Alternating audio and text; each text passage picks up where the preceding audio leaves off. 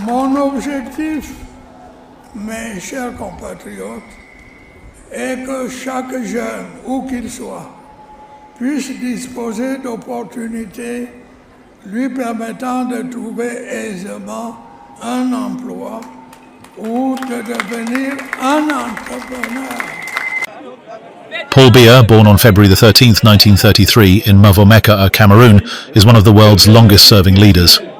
A career politician, Biya first rose through the ranks of government after independence, becoming Prime Minister in 1975 and then succeeding Amadou Ahidjo as President in 1982.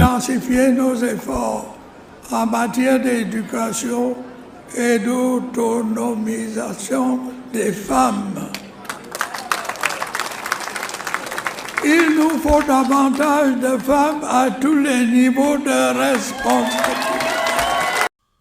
Over the course of more than 4 decades in power, he has built a political machine so deeply entrenched that his name has become synonymous with the Cameroonian state itself. Now, at 92 years old, Biya is on the verge of securing his 8th term in office, a move that has set off a political firestorm across the country. What was once considered an untouchable presidency is now being openly challenged, with allegations of widespread fraud, opposition defiance and mounting frustration from the country's younger generation. Biya's presidency has spanned decades of economic and political transformation in Cameroon. He has survived coup attempts, internal rebellions and international pressure, maintaining a tight grip on power through a combination of political control, loyal security forces and a ruling party that dominates the political landscape. For many Cameroonians, he is the only leader they have ever known.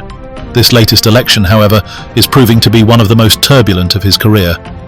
Opposition leader Issa Tchiroma Bakary, a former minister and one-time ally of Biya, declared himself the winner of Sunday's presidential vote, citing exit polling and regional counts.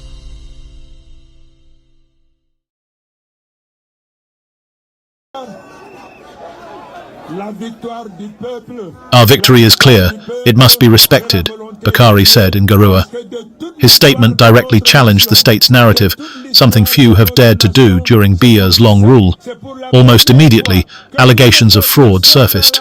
Civil society groups and opposition figures reported ballot stuffing, intimidation at polling stations, tampering with vote tallies, and the exclusion of key candidates before the election.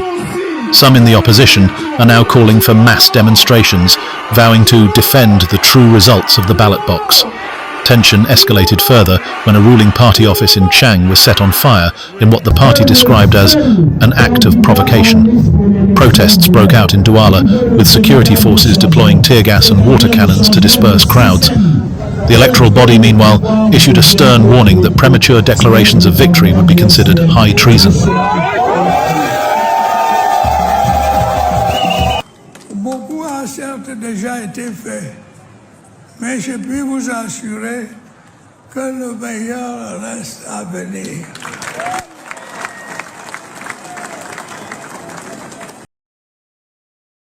Beyond the immediate chaos, this election has laid bare deeper issues in Cameroonian society. The median age in the country is just 18. For many young people, Biya's leadership has defined their entire lives, a leadership they increasingly see as outdated. High unemployment, economic stagnation and limited opportunities have created a growing sense of disillusionment. To the youth, this election is less about choice and more about a system that never changes. Observers warn that this moment carries high stakes. Another disputed victory for Biya could severely damage Cameroon's democratic credibility.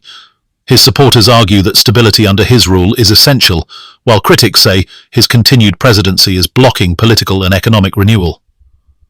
The Constitutional Council has until October 26th to officially declare the results. But the battle lines have already been drawn. The opposition is mobilizing. The ruling party is consolidating power, and the Cameroonian people, especially its youth, Vasichi, are watching closely to see whether this election will mark the continuation of Biya's decades-long rule or the start of a historic turning point. At its core, this election is not just about one man's victory. It is about whether Cameroon will continue under the weight of its political past or finally take a step toward its political future.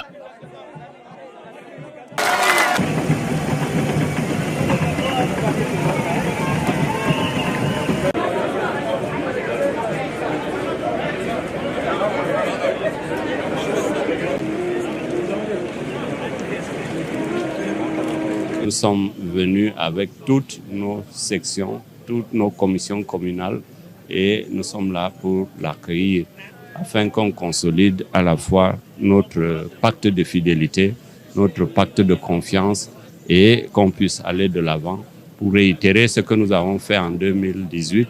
Et nous voulons même faire mieux que 2018, en dépit des murmures que nous entendons.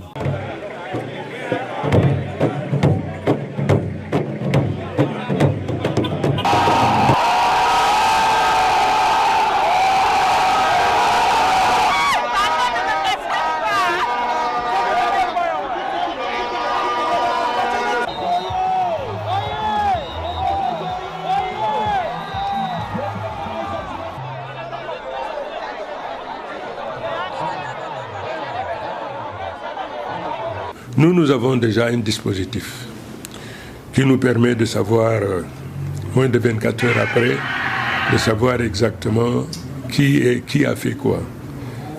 Et je demanderai donc aux uns et aux autres, tous les lundis, dès lors que nous aurons tous les résultats, qui sont des résultats définitifs parce que scientifiquement établis, j'inviterai naturellement à toute la nation de célébrer cette victoire.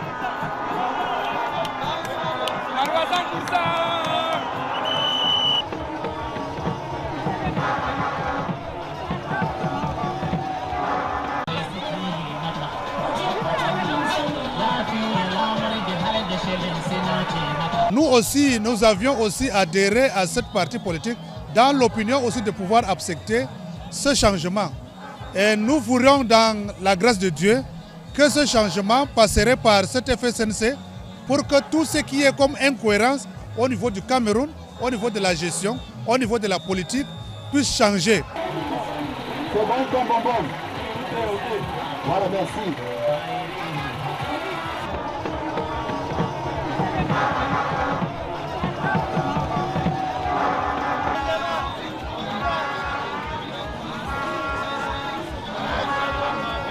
C'est un parti qui prône le changement, la rupture. Aujourd'hui, tout le Cameroun, les 4 coins de notre pays réclament cette rupture totale avec des personnes qui nous ont asservis pendant 43 ans.